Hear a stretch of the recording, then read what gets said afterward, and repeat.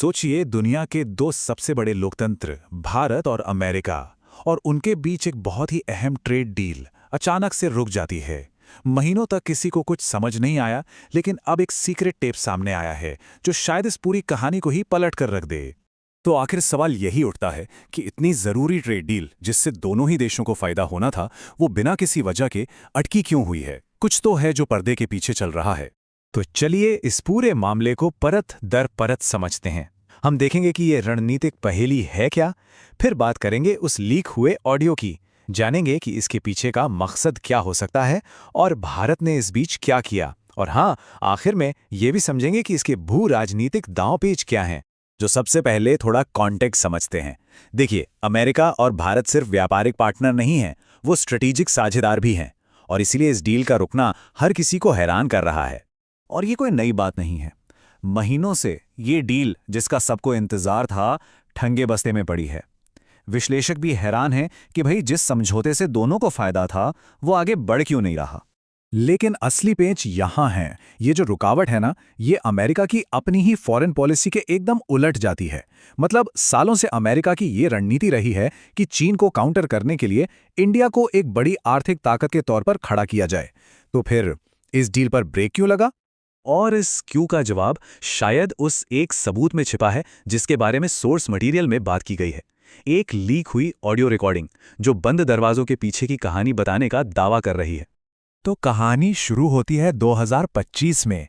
एक private meeting होती है, और ठीक एक साल बाद 2026 की शुरुआत में उस मीटिंग की एक रिकॉर्डिंग लीक हो जाती है।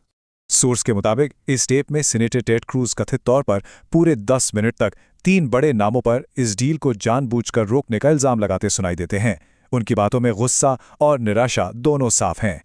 तो ये हैं वो 3 नाम, डोनाल्ड ट्रंप, जेडी वैंस और पीटर नवारो। रिकॉर्डिंग सीधे सीधे तत्कालीन राष्ट्रपति, उपराष्ट्रपति और उनके एक टॉप सलाहकार का नाम ले रही है। मतलब इल्जाम बहुत बहुत संगीन है। तो ठीक है, अगर ये पता चल गया कि डील किसने रोकी, तो अगला सवाल क्या होगा? यही कि क्यों रोकी। और सोर्स सिर्फ नाम नहीं बताता, वो इसके पीछे एक बहुत ही चौंकाने वाले मकसद की तरफ भी इशारा करता है। मुख्य तर्क ये दिया गया है कि ये तीनों लीडर्स भारत की तरक्की को एक मौके की तरह नहीं, बल्कि एक प्रॉब्लम की तरह देख रहे थे। एक ऐसी सोच जो भारत के आगे बढ़ने से शायद खुश नहीं थी। और इसी कथित मानसिकता की एक झलक पीटर नवारो के इस सवाल में मिलती है, जो उस टेप में कैद हो गया। अब इस सवाल को समझने के लिए एआई की छुपी हुई लागत को समझना पड़ेगा। देखिए, चैट जीपीटी जैसे सिस्टम, इन्हें चलाने में बेहिसाब बिजली लगती है। और सोर्स के मुताबिक नवारो का तर्क बस इतना था कि अमेरिकी टैक्स पेयर्स के पैसे से बनी बिजली का फायदा भारत के यूजर्स को क्यों मिलना चाहिए। अच्छा, तो जब वॉशिंगटन में ये सब चल रहा था, तो नई दिल्ली में क्या हो रहा था? क्या भारत हाथ पर हाथ धरे बैठा था? बिल्कुल नहीं।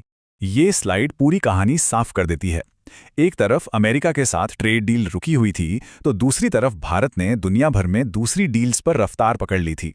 और नतीजा सामने है। यूरोपीय संघ, UK, Canada, Australia, UAE, Oman, Israel, New Zealand, इन सब देशों के साथ या तो डील पक्की हो गई या बातचीत आखिरी दौर में पहुंच गई। ये एक बहुत बड़ा स्ट्रेटेजिक शिफ्ट था। तो इस सब का मतलब क्या है? ग्लोबल पावर के लिहाज से बड़ी तस्वीर क्या बनती है? सोर्स यहां एक बहुत ही दिलचस्प तुलना करता है। देखिए, जब प्रशासन ने कनाडा को चीन के साथ डील को लेकर धमकाया, तो कनाडा ने अपने कदम पीछे खींच लिए। लेकिन जब भारत के साथ डील को रोका गया, तो नतीजा एकदम उल्टा हुआ। भारत ने अपने पार्टनर्स की लिस्ट और लंबी कर ली। तो इसका जो दूरगामी असर है ना, वो बहुत अहम है।